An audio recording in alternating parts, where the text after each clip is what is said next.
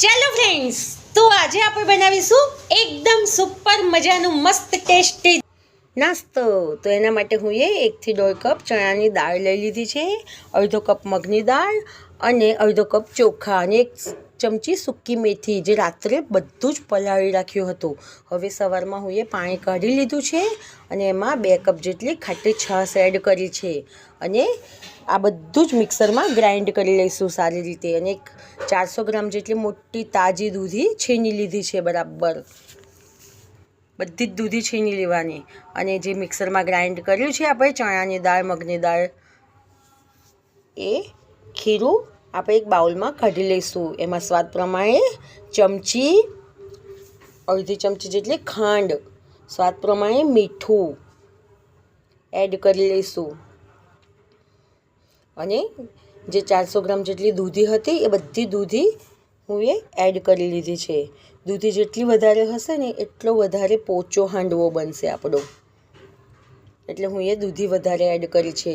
તીખાવાળા લીલા મરચાંની પેસ્ટ, આદુ લસણ મરચાં લીલા મરચાં અને ચપટી હળદર, આ બધું જ સારી રીતે મિક્સ કરી લેવાનું. પછી એક પેનમાં રાઈ અને તલ અને એક મોટો ચમચો સિંગ તેલ એડ કરીને તતડાવા દેવાનું. અને પછી જે આપણે ખીરું તૈયાર કર્યું હતું ને એ ખીરું સારી રીતે મિક્સ થઈ ગયું હોય ને પછી આ રીતે પાથરી લેવાનું. બરાબર હવે પાથરી લીધું છે. આ ખીરુંને આપણે સારી રીતે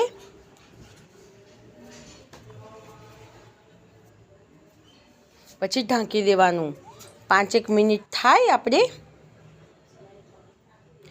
એટલે પછી ખોલીને જોઈ લેવાનું. હા, પછી અલટ પલટ કરીને બંને બાજુ આવી રીતે આછો ગુલાબી રંગનો શેકી લેવાનો. 5 થી 10 મિનિટમાં તો આટલો સુપર ટેસ્ટી નાસ્તો આપણો તૈયાર થઈ જશે. જુઓ, બંને બાજુ શેકી લીધો છે. 5-5 મિનિટ માટે ઢાંકીને એકદમ સરસ પોચો અને ટેસ્ટી આપણો હાંડવો તૈયાર છે. ચા સાથે કે કેચઅપ સાથે ખૂબ જ મજા આવશે અને હેલ્ધી પણ એટલો.